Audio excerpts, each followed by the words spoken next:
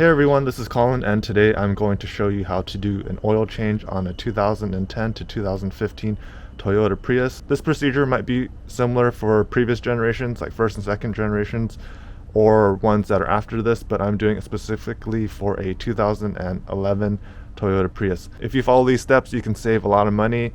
The materials themselves are probably $20 to $30.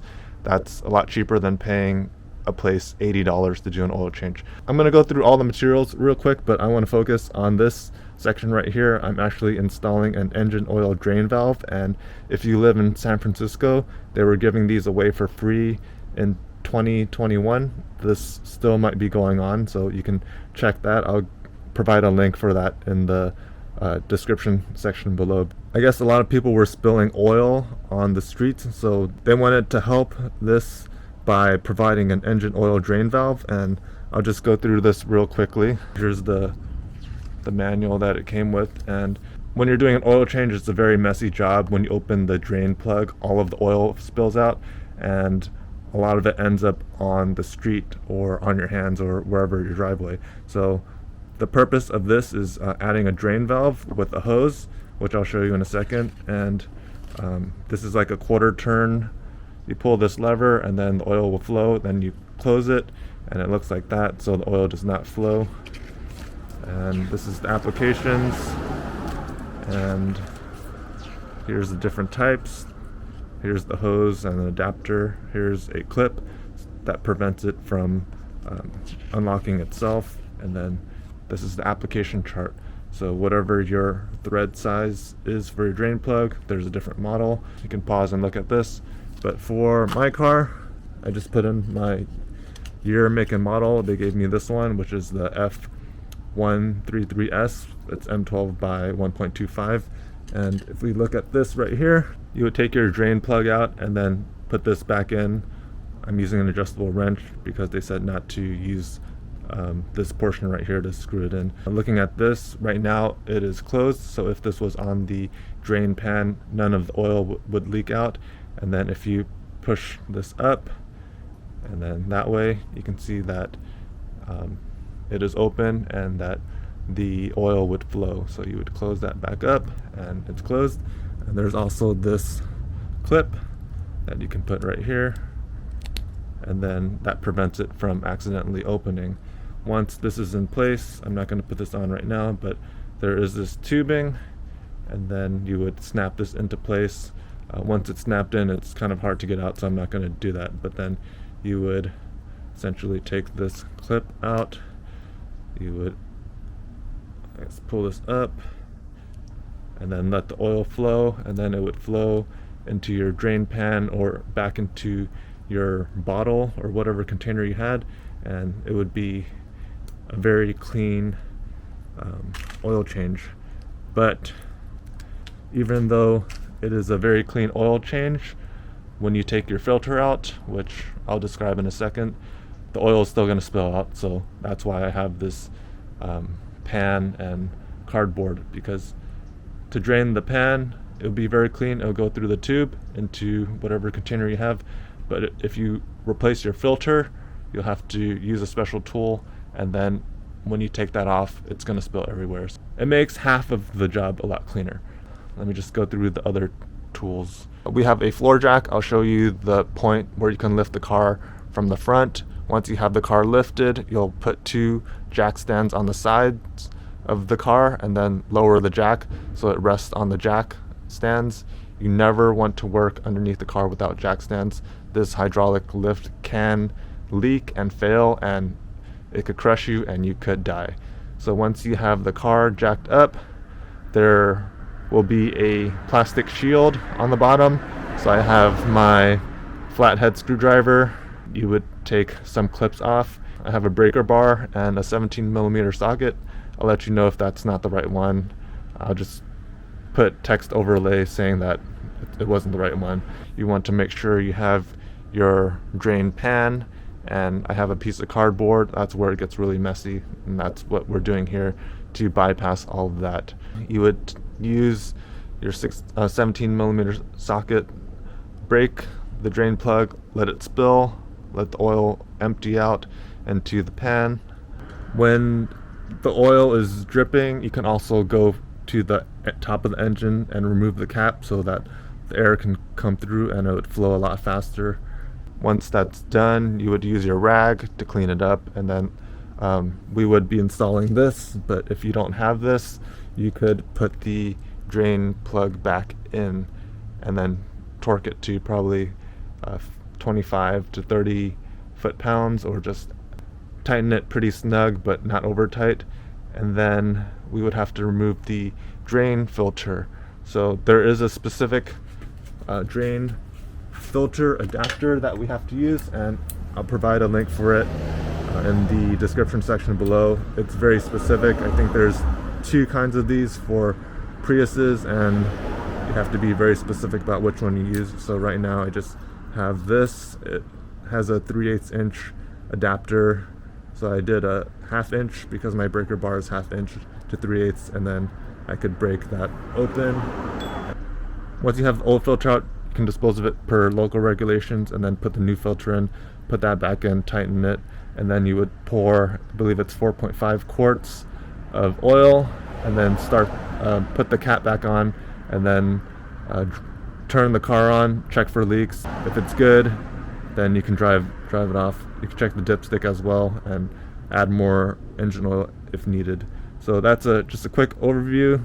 The oil that you'll need is 0W20. I'm using synthetic, and then the oil filter. There's different oil filters that you can use, but the one I'm using is the K&N PS7021, and this is what it looks like, and it has a new rubber ring. I also have a funnel that I can put on top of the engine when I put in new oil. So without further ado, I think I've described this enough. Let's get started. Here's the car. I like to park it on a slight incline because when I raise the car up, it will be level. So when I drain the oil, it'll flow out. It won't be like going down the other way. In relation to the front of the car, here's the jack point. It's about 2 feet in, or 1.5 feet in. And then we'll just jack the car up. Here's a better view of that jack point that I was talking about. And you want to raise it high enough where you can fit a jack stand right here where this metal groove is. So I have one right here, and then I have one on the other side. The jacks I had previously were a little too tall, so I had to get my smaller ones from the garage. I'm going to lower the car until the car rests on the jack stands. So just slowly lower it.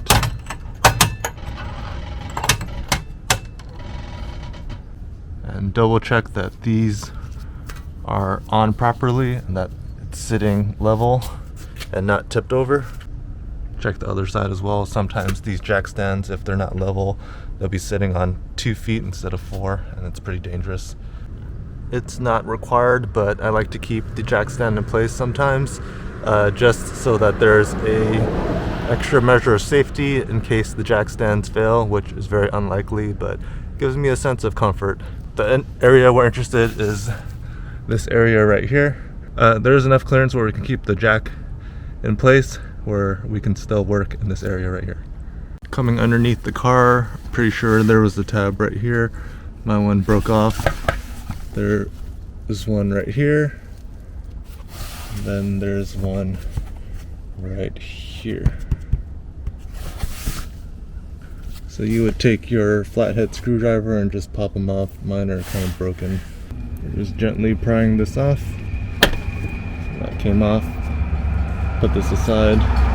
This whole panel just swings down once you have all of those out.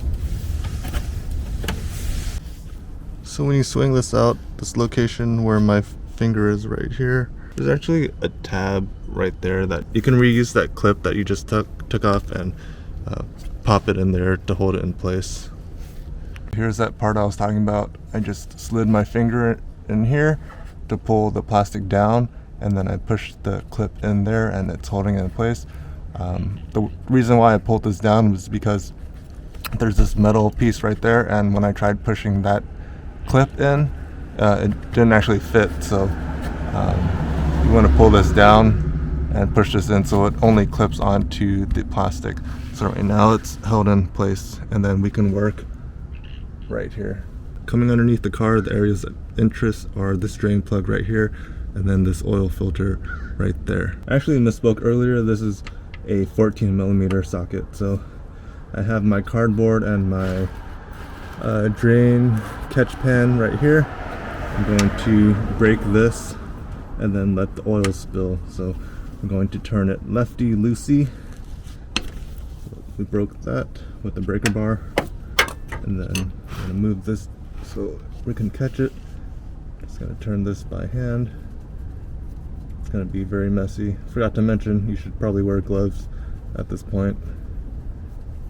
And then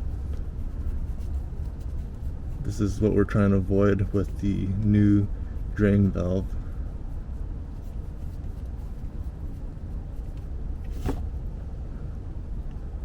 We'll just let that drain for a little bit.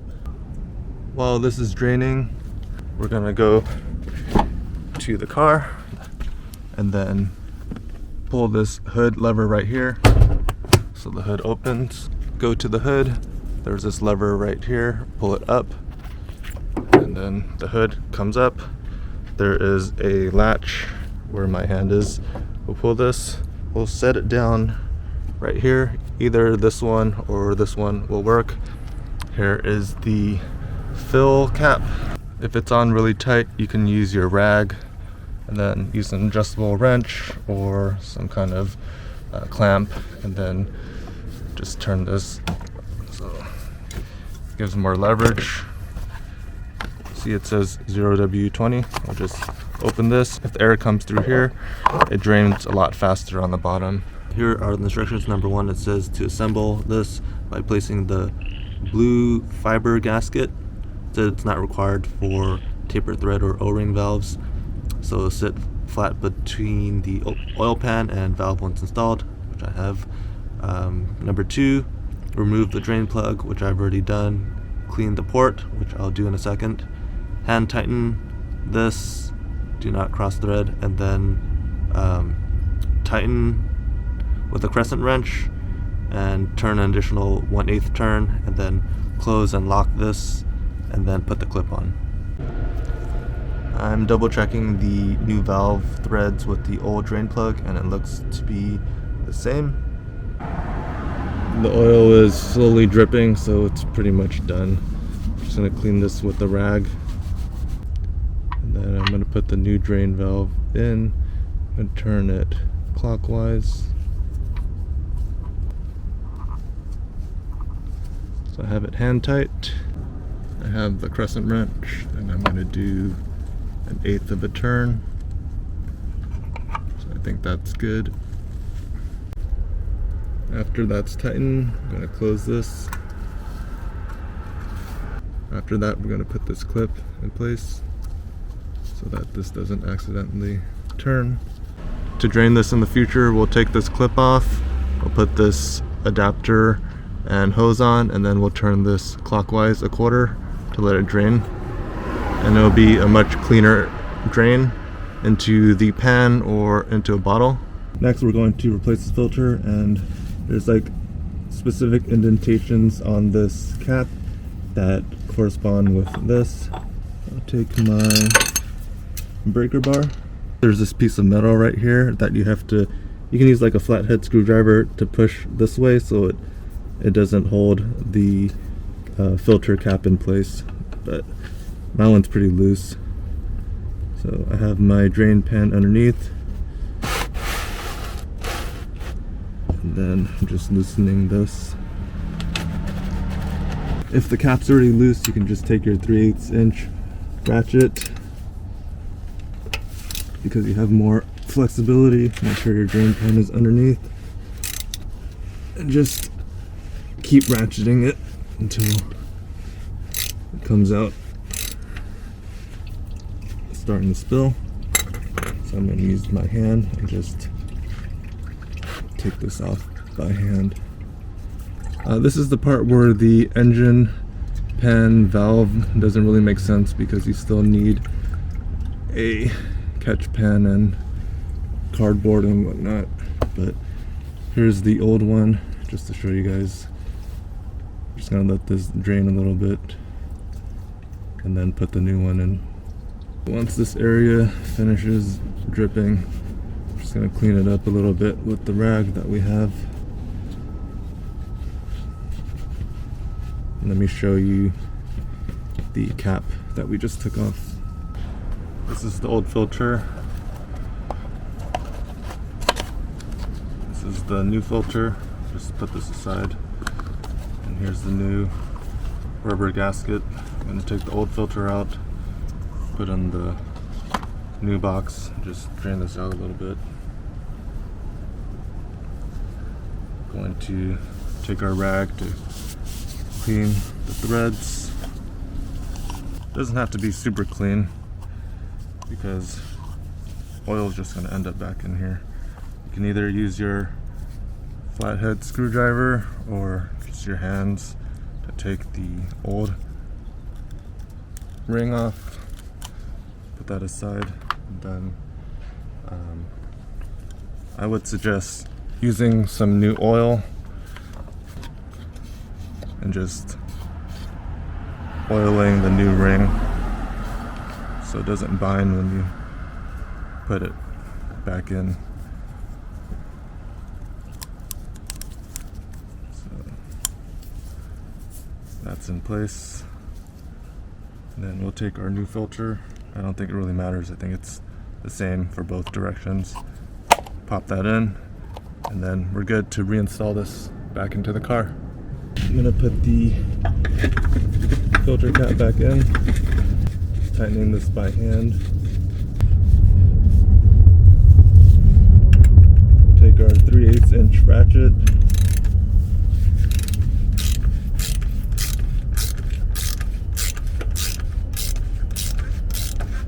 get this pretty tight. Probably do like 29 foot-pounds. I think that's good. Then to take this back off, and then with our rag just clean up this area, and then if you want you can push this piece of metal back in too. Mine was loose earlier. Right now we're going to pour the oil back in. I just checked Google and the Prius takes 4.4 quarts. If you check this indicator on the side, this is a 5-quart bottle. If we pour 4.4 quarts, the remaining should be 0.6. So where my thumb is on the bottom right there, that's where this level should be. So right now I'm just gonna keep pouring it. You can also pour less and then check the dipstick.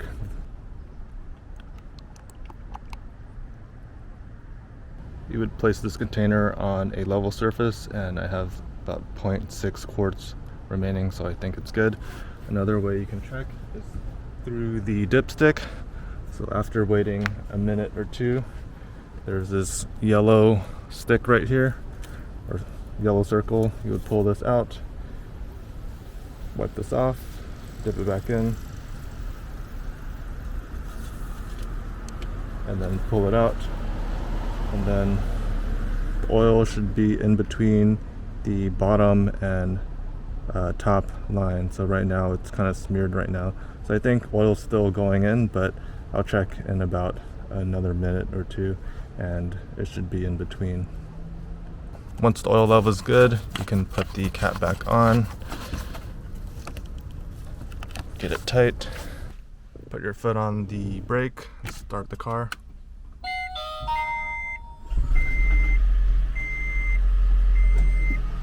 Make sure there's no leaks from the drain plug and no leaks from the filter. I don't see any leaks, so I turned off the car. I'm gonna put this back into place. You put all the clips back in. When the clips are in, you'll raise the car to remove the jack stands. Once the car is high enough, you'll take the jack stands out. Take this one out. Take that one out. We'll lower the car.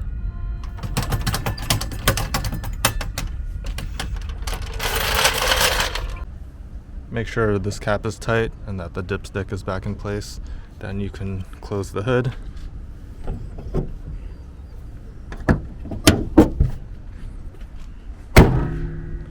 After you've done the oil change, you want to reset the oil service notification. In order to do that, you want to press the power button twice, once, twice, so it turns the system on, and then you'll see that it says oil maintenance required. You want to press the trip button right here until it says trip A. My one is on trip A already, so I'm just going to leave that as is. You'll turn it off. So next you'll want to press and hold the kilometer per hour mph button. Press and hold this, and then press the power button on twice. And then you'll see it's saying resetting oil maintenance data. So it says complete, and that's how you reset it. Then you can turn the car back off.